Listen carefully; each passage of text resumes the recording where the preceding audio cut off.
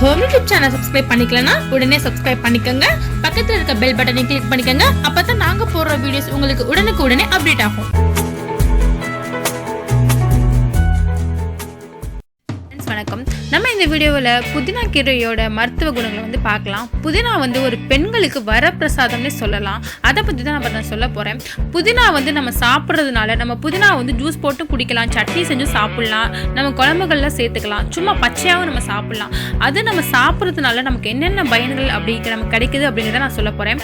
அதனால மாதவிடை, சுழற்சி ஒழுங்கின்மை, அதிக நாட்கள் போக்கு, அப்போதைய வயிற்று வலி, உடல் அசதி, இடுப்பு வலி நீங்கிட உதவும். மாதவிலக்கு நாட்களில் தினசரி கால வெறும் வயிற்றுல 3 ஸ்பூன் புதினா சாறு நம்ம அருந்தி வரணும். அந்த நேரத்தில் மாதவிலக்கு நாட்களில் புதினா கீரையை அடிக்கடி சாப்பிட்டு வந்தால் உடலில் உள்ள ரத்தம் சுத்தமாவதோடு புதிய ரத்தம் நமக்கு உற்பத்தி ஆகும்.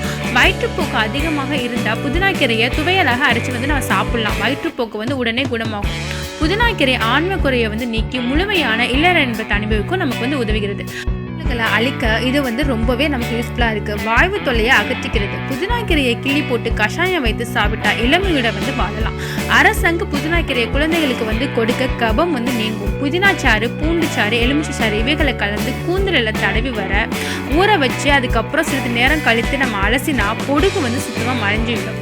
புதினா இலைகளை வெயிலில் நன்றாக காய வச்சு அதனுடன் அதை அளவில் 8 1 பங்கு உப்பு சேர்த்து தூள் செய்து சலித்து பாட்டில் வைத்துக் கொள்ள வேண்டும். இந்த பொடியை தினமும் நம்ம பல் தேய்த்து வந்தால் ஆயுள் முழுவதும் பல் சம்பந்தமான எந்த நோயும் நம்மளை தீண்டவே தீண்டாது. மேலும் பற்கள் பளபளப்பாகும், ஈறுகளில் ரத்தம் வருவது, வாய் துர்நாற்றம் போன்றவை நீங்கிடும். அவ்வளோக்கு புதினால பயன் இருக்கு. முகப்பரு உள்ளவர்கள் வறண்ட சர்மம் உள்ளவர்களும் புதினா சாற்ற முகத்தில் தடவி வரலாம். நல்ல பலன் கிடைக்கும். தொண்டை புண், மூச்சு திணறல் போன்ற பிரச்சனைகளுக்கு புதினா கீரையை நன்கு அரைத்து கழுத்தில் வலியுள்ள பகுதியில் பட்டு போட்டு வர பிரச்சனைகளை நமக்கு ஃபுல்லாகவே குணமாகும்.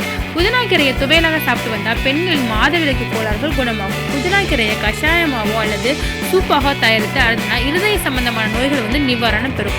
மஞ்சக்காமால, வறட்டு இருமல், வாதம், இரத்த சோகை, நரம்பு தளர்ச்சி ஆகியவற்றுக்கு புதினா கீரை சிறந்த மருந்தாக பயன்படுகிறது. ஸோ புதினால ஏகப்பட்ட எண்ணற்ற மருத்துவ குணங்கள் இருக்குது. கிடைச்சா மிஸ் பண்ணாமல் நீங்கள் சட்னி மாதிரி கூட அரைச்சி சாப்பிட்டுக்கலாம். இல்லை கஷாயம் மாதிரி காய்ச்சி கூட நம்ம குடிச்சிக்கலாம். நம்ம உடம்புக்கு தான் ஆரோக்கியம். இதில் ஏகப்பட்ட பலன் நமக்கு கிடைக்கும். இந்த வீடியோ உங்களுக்கு பிடிச்சிருந்துச்சுன்னா எங்கள் ஹோம் டிஷ் சப்ஸ்கிரைப் பண்ணுங்கள். தேங்க்யூ.